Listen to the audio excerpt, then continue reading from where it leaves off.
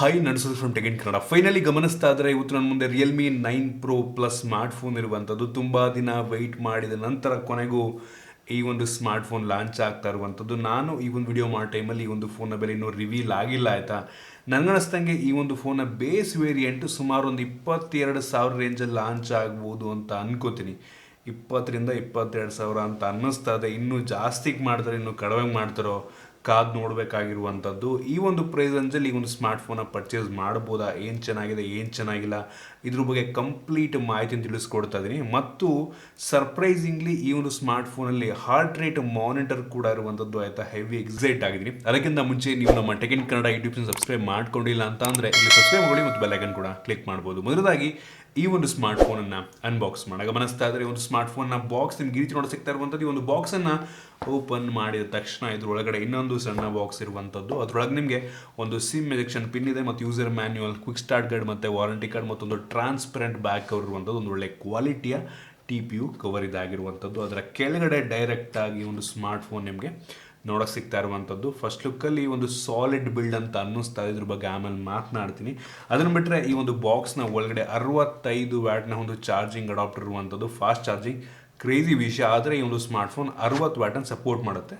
ಇನ್ನೂ ಜಾಸ್ತಿನೇ ಕೊಟ್ಟಿರುವಂಥದ್ದು ಚಾರ್ಜರ್ನ, ಒಂದು ಒಳ್ಳೆಯ ವಿಷಯ. ಅಟ್ಲೀಸ್ಟ್ ಕೊಟ್ಟವರೇ. ಈ ಒಂದು ಬಾಕ್ಸ್ ಒಳಗೆ ರೀಸೆಂಟ್ ಡೇಸಲ್ಲಿ ಬರ್ತಿರುವಂಥ ಎಷ್ಟೋ ಫೋನ್ಗಳಲ್ಲಿ ಚಾರ್ಜರ್ ಇರೋದಿಲ್ಲ. ಇನ್ನು ಇದನ್ನು ಬಿಟ್ಟರೆ ಕೊನೆಯದಾಗಿ ಈ ಒಂದು ಬಾಕ್ಸ್ ಒಳಗೆ ಒಂದು USB Type-C ಡಾಟಾ ಕೇಬಲ್ ಇರುವಂಥದ್ದು. Type-A ಇಂದ Type-C ಇದು ಕೂಡ ಒಂದು ಒಳ್ಳೆ ಕ್ವಾಲಿಟಿಯ ಕೇಬಲ್ ಇದಾಗಿರುವಂಥದ್ದು.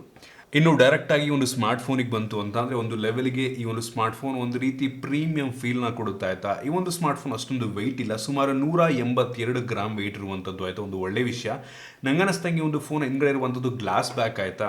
ಸೊ ನಾನು ತುಂಬ ಸ್ಕ್ರ್ಯಾಚ್ ಮಾಡೋಕ್ಕೆ ಟ್ರೈ ಮಾಡಿದೆ, ಎಲ್ಲೂ ಕೂಡ ಸ್ಕ್ರ್ಯಾಚ್ ಬೀಳ್ತಾಯಿಲ್ಲ. ಚಾಕುನಲ್ಲಿ ತುಂಬ ಫೋರ್ಸ್ ಕೊಟ್ಟು ಮಾಡಿದೆ. ನಂಗೆ ಅನ್ನಿಸ್ದಂಗೆ ಗ್ಲಾಸ್ ಬ್ಯಾಕ್ ಒಂದು ಒಳ್ಳೆ ವಿಷಯ ಅಂತೀನಿ. ಆಬ್ವಿಯಸ್ಲಿ ಈ ಪ್ರೈಸನ್ನು 20,000 ರೇಂಜಲ್ಲಿ ಲಾಂಚ್ ಆಗ್ತಿರೋದ್ರಿಂದ ಕೊಟ್ಟಿದ್ದಾರೆ, ಒಂದು ಒಳ್ಳೆ ವಿಷಯ ಅಂತೀನಿ. ಮತ್ತು ತುಂಬ ತಿನ್ನಾಗಿ ಕೂಡ ಇರುವಂಥದ್ದು. ಕೇವಲ 7.99 mm ಥಿಕ್ನೆಸ್, ಅಂದರೆ ಹತ್ತತ್ರ 8 mm ಥಿಕ್ನೆಸ್ಸನ್ನು ಈ ಒಂದು ಸ್ಮಾರ್ಟ್ಫೋನ್ ಹೊಂದಿರುವಂಥದ್ದು ಆಯಿತಾ. ಫ್ರಂಟಿಗೆ ಬಂತು ಅಂತ ಅಂದರೆ ಗ್ಲಾಸು ಅಷ್ಟು ಈಸಿಯಾಗಿ ಸ್ಕ್ರ್ಯಾಚ್ ಆಗಲ್ಲ. ಫ್ರಂಟಲ್ಲಿ ಅವರೇ ಸ್ಕ್ರೀನ್ ಗಾರ್ಡ್ ಹಾಕಿದರೆ ಒಂದು ಒಳ್ಳೆ ವಿಷಯ. ಫ್ರಂಟಲ್ಲಿ ನಿಮಗೆ ಒಂದು ಸಣ್ಣ ಪಂಚೋಲ್ ಕ್ಯಾಮ್ರಾ ಸಿಗ್ತಾ ಇರುವಂಥದ್ದು ಸೂಪರ್ ವಿಷಯ ಅಂತೀನಿ. ಬೆಸಲ್ ಆಲ್ಮೋಸ್ಟ್ ಎಲ್ಲ ಕಡೆ ತುಂಬ ಕಡಿಮೆ ಇರುವಂಥದ್ದು, ಆದರೆ ಬಾಟಮ್ ಬೆಸಲ್ ಸ್ವಲ್ಪ ಜಾಸ್ತಿ ಕೊಟ್ಟಿದ್ದಾರೆ. ಎಲ್ಲ ಫೋನು ಹಿಂಗೆ ಮಾಡ್ತಾರೆ, ಎಲ್ಲ ಬೆಸಲ್ ಕಡಿಮೆ ಕೊಟ್ಟು ಬಾಟಮ್ ಸ್ವಲ್ಪ ಜಾಸ್ತಿ ಇಟ್ಬಿಡ್ತಾರೆ. ಸೊ ಇದು ಕೂಡ ಹಂಗೆ ಇರುವಂಥದ್ದು. ಫ್ರಂಟಿಂದ ಒಂದು normal looking phone, but ಪಂಚೋಲ್ camera ಮಾತ್ರ ತುಂಬ ಸಣ್ಣದಾಗಿರುವಂಥದ್ದು ನನಗೆ ತುಂಬ ಇಂಪ್ರೆಸ್ ಮಾಡ್ತು. ಇನ್ನು ಈ ಒಂದು ಫೋನ್ ಹಿಂದ್ಗಡೆಗೆ ಬಂತು ಅಂದರೆ ಆಗ್ಲಿದಂಗೆ ಇದೊಂದು ಗ್ಲಾಸ್ ಬ್ಯಾಕ್ ಆಗಿರುವಂಥದ್ದು. Different gradient look.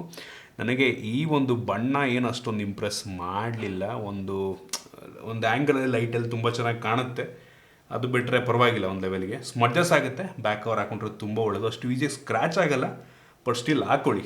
ಜೋರಾಗಿ ಹಾಕೊಂಡು ಎಳೆದ್ರೆ ಎಂಥ ಗ್ಲಾಸ್ ಆದರೂ ಕೂಡ ಸ್ಕ್ರ್ಯಾಚ್ ಆಗುತ್ತೆ. ಬಟ್ ಸ್ಟಿಲ್ ಬ್ಯಾಕ್ ಕವರ್ ಹಾಕೊಳ್ಳಿ, ಸ್ಮಡ್ಜಸ್ ಕೂಡ ಆಗಲ್ಲ.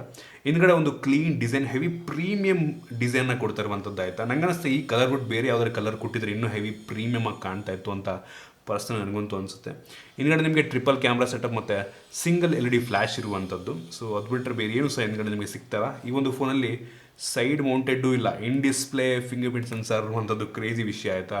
ಯೂಶಲಿ ಇನ್ ಡಿಸ್ಪ್ಲೇಯನ್ನು ಪ್ರೀಮಿಯಂ ಫೋನ್ಗಳಲ್ಲಿ ಕೊಡ್ತಾರೆ ಮತ್ತು AMOLED ಡಿಸ್ಪ್ಲೇನ ಹೊಂದಿರುವಂಥ ಫೋನ್ಗಳಲ್ಲಿ ಕೊಡ್ತಾರೆ. ಸೊ ನಮಗೆ ಆಲ್ರೆಡಿ ಗೊತ್ತಾಗ್ತದೆ ಈ ಒಂದು ಫೋನಲ್ಲಿ AMOLED ಡಿಸ್ಪ್ಲೇ ಇದೆ ಅಂತ.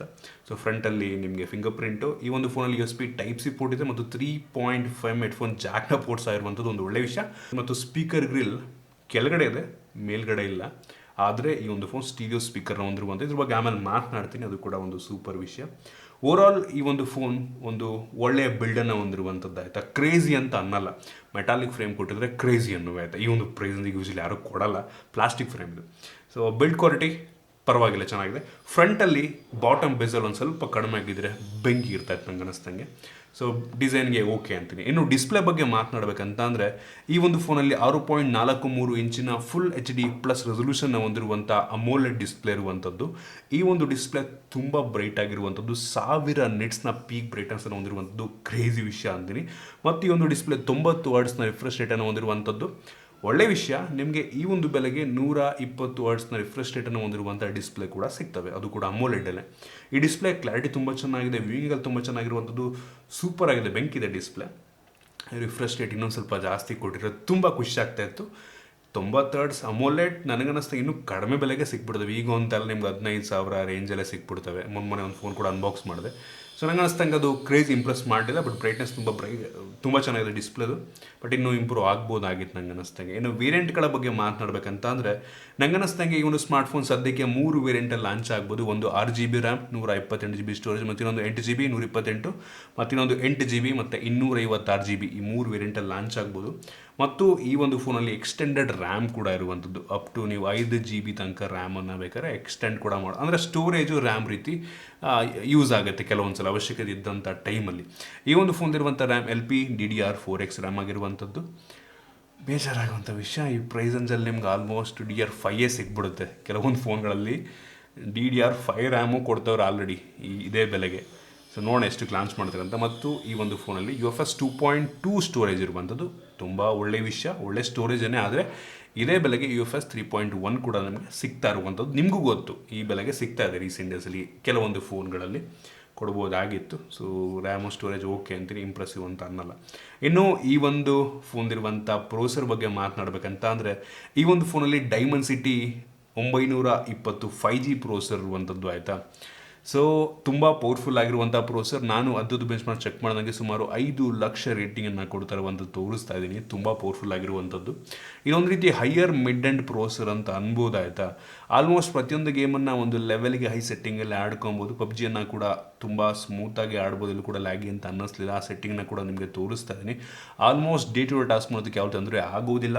ಪವರ್ಫುಲ್ ಪ್ರೊಸೆಸರ್, ತಲೆಗೆಡ್ಸ್ಕೊಂಬಿಡಿ. ನಂಗೆ ಅನ್ನಿಸ್ತಂಗೆ ಆರಾಮಾಗಿ ಮುಂದಿನ ಒಂದು 2-3 ವರ್ಷ ಆರಾಮಾಗಿ ಯೂಸ್ ಮಾಡ್ಬೋದು. ಮಿನಿಮಮ್ 8GB ರ್ಯಾಮ್ನ ಹೊಂದಿರುವಂಥ ಫೋನ್ ತೊಗೊಳ್ಳಿ ಆಯಿತಾ. 2-3 ವರ್ಷ ಈ ಒಂದು ಫೋನ್ ಯೂಸ್ ಮಾಡೋಕ್ಕೇನು ತೊಂದರೆ ಇಲ್ಲ. 5G ಇದೆ. ಸೊ 5G ಬಂದರೂ ಕೂಡ ಆರಾಮಾಗಿ ಸಿಮ್ಮನ್ನು ಹಾಕ್ಕೊಂಡು ನೀವು ಆರಾಮಾಗಿ ಯೂಸ್ ಮಾಡ್ಕೊಬೋದು. ಪ್ರೊಸೆಸರ್ ಚೆನ್ನಾಗಿದೆ. ಈ ಒಂದು ಬೆಲೆಗೆ ಸೂಪರ್ ಅಂತೀನಿ. ಆದರೆ ತಲ್ಲಿಟ್ಕೊಳ್ಳಿ, ಈ ಒಂದು ಬೆಲೆಗೆ ಕೆಲವೊಂದು ಫೋನ್ಗಳು, ಮೋಸ್ಟ್ಲಿ 1-2 ಫೋನ್ಗಳಿದ್ದಾವೆ ಇದಕ್ಕಿಂತ ಪವರ್ಫುಲ್ ಆಗಿರುವಂಥ ಫೋನ್ಗಳು ಸಿಗ್ತವೆ. ಬಟ್ ಸ್ಟಿಲ್ ಈ ಒಂದು ಪ್ರೊಸೆಸರ್ ಬೆಂಕಿ ಪ್ರೊಸೆಸರ್, ತುಂಬ ಪವರ್ಫುಲ್ ಆಗಿರುವಂಥ ಪ್ರೊಸೆಸರ್ ಈ ಒಂದು ಪ್ರೈಸ್ ರೇಂಜಿಗೆ. ಮತ್ತು ಈ ಒಂದು ಫೋನಲ್ಲಿ ನಿಮಗೆ ಈ ಒಂದು ಪ್ರೊಸೆಸರ್ನ ಕೂಲ್ ಮಾಡೋದಕ್ಕೆ ಒಂದು ವೇಪರ್ ಚೇಂಬರ್ ಕೂಲಿಂಗ್ ಸಿಸ್ಟಮ್ ಕೂಡ ಇರುವಂಥದ್ದು ಆಯಿತಾ. ಸೊ ಅದರಿಂದ ಈ ಒಂದು ಫೋನ್ ಅಷ್ಟೊಂದು ಹೀಟ್ ಆಗಲ್ಲ, ಒಂದು ಒಳ್ಳೆ ವಿಷಯ ಅಂತೀನಿ. ಇನ್ನು ಕ್ಯಾಮ್ರಾ ಬಗ್ಗೆ ಮಾತಾಡಲೇಬೇಕು ಆಯಿತಾ. ಈ ಒಂದು ಫೋನಲ್ಲಿ ರೇರಲ್ಲಿ ಟ್ರಿಪಲ್ ಕ್ಯಾಮ್ರಾ ಇರುವಂಥದ್ದು. ಅದರಲ್ಲಿ main sensor 50 MP main sensor. ಇದು ವಿಶ್ವದ ಮೊಟ್ಟ ಮೊದಲ ಸೋನಿ IMX766 ಸೆನ್ಸಾರ್ ಆಯಿತಾ. ಹೆವಿ ಪವರ್ಫುಲ್ ಅಂದರೆ ಹೆವಿ ಒಳ್ಳೆ ಸೆನ್ಸಾರು. ಇದರಲ್ಲಿ ಆಪ್ಟಿಕಲ್ ಇಮೇಜ್ ಸ್ಟೆಬಿಲೈಸೇಷನ್ ಕೂಡ ಇರುವಂಥದ್ದು. ಕ್ರೇಜಿ ವಿಷಯ. ಫೋಟೋ ತೆಗಿಬೇಕಾದ್ರೆ ನೀವೇನಾದರೂ ತುಂಬ ದೂರದ ಏನಾದರೂ ಇದು ಮಾಡ್ತಾಯಿದ್ದೀರಾ ಅಂದರೆ ಸ್ಟೇಬಲ್ ಮಾಡುತ್ತೆ ಫೋಟೋ ಶಾಟ್ನ. ಮತ್ತು ವಿಡಿಯೋ ಶೂಟ್ ಮಾಡಬೇಕಾದ್ರೂ ಕೂಡ ನಿಮಗೆ ಸ್ಟೇಬಲ್ ಶಾಟ್ ಬರುತ್ತೆ. ಸೊ ಎಲೆಕ್ಟ್ರಾನಿಕ್ ಇಮೇಜ್ ಸ್ಟೆಬಿಲೈಸೇಷನ್ ಕೂಡ ಇರುವಂಥದ್ದು ಮತ್ತು ಆಪ್ಟಿಕಲ್ ಇಮೇಜ್ ಸ್ಟೆಬಿಲೈಸೇಷನ್ ಕೂಡ ಇರುವಂಥದ್ದು.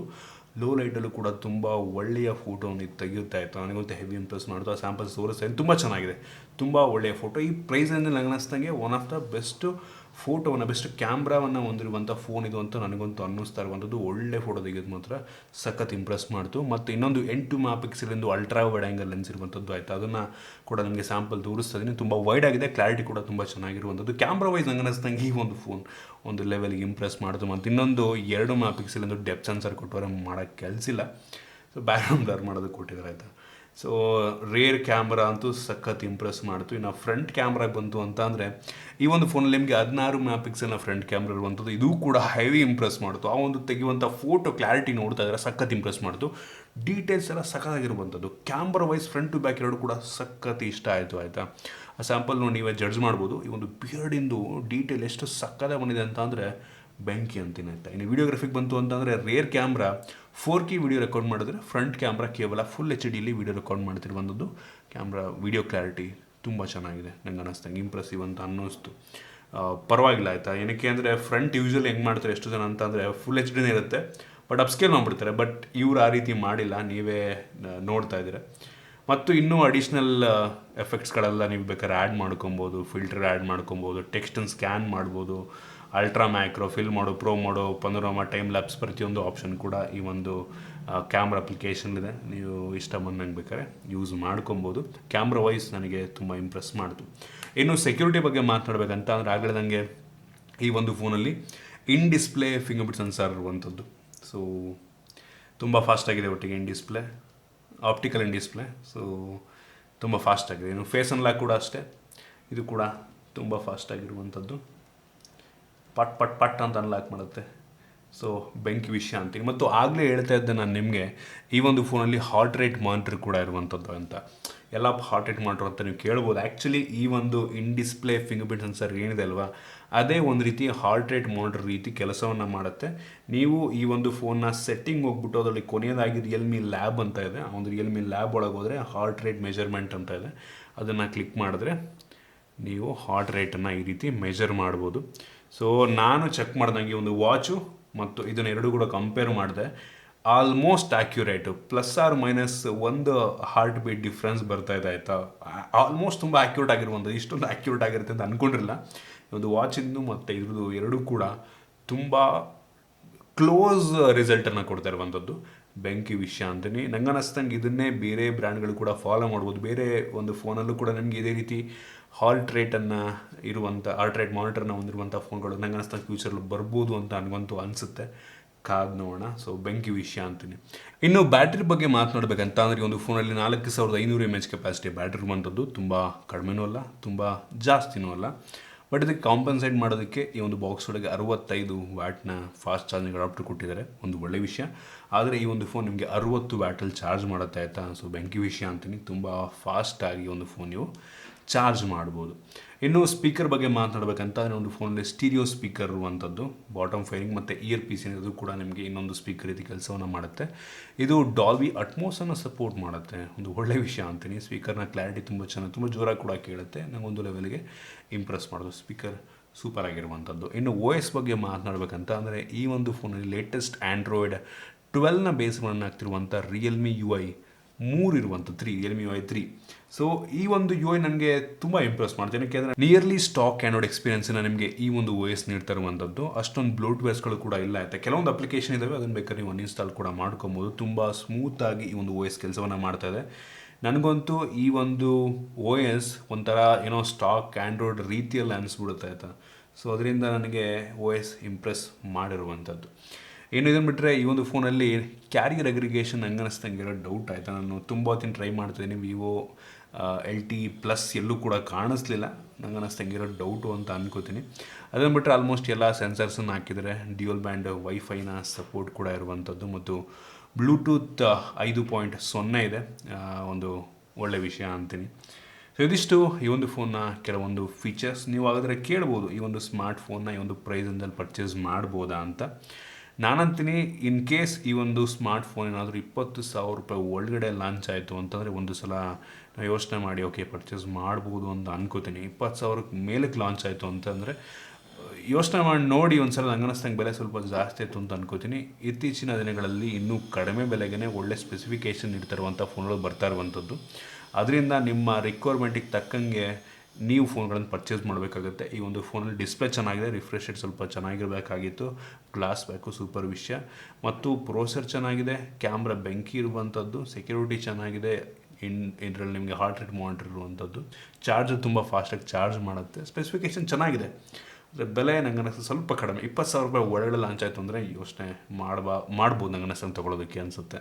ಸೊ ನಿಮಗೆ ಇದ್ರ ಬಗ್ಗೆ ಅನಿಸುತ್ತೆ ಕೆಳಗಡೆ ಕಾಮೆಂಟ್ ತಿಳಿಸ್ಬೋದು. ಇಷ್ಟ ಆಗಿಬಿಟ್ಟು ಲೈಕ್ ಮಾಡಿ, ಶೇರ್ ಮಾಡಿ. ರೀತಿ ನಮ್ಮ ಬೇರೆ ಬೇರೆ ವೀಡಿಯೋ ನಮ್ಮ ಟೆಕ್ನಿಕಲ್ ಸಬ್ಸ್ಕ್ರೈಬ್ ಮಾಡ್ಕೊಡಿಲ್ಲ ಅಂತ ಅಂದರೆ ಇಲ್ಲ ಸಬ್ಸ್ಕ್ರೈಬ್ ಮಾಡೋದು ಬೆಲೆಕನ್ ಕೂಡ ಕ್ಲಿಕ್ ಮಾಡ್ಬೋದು. ಸಿಗೋಣ ಮುಂದಿನ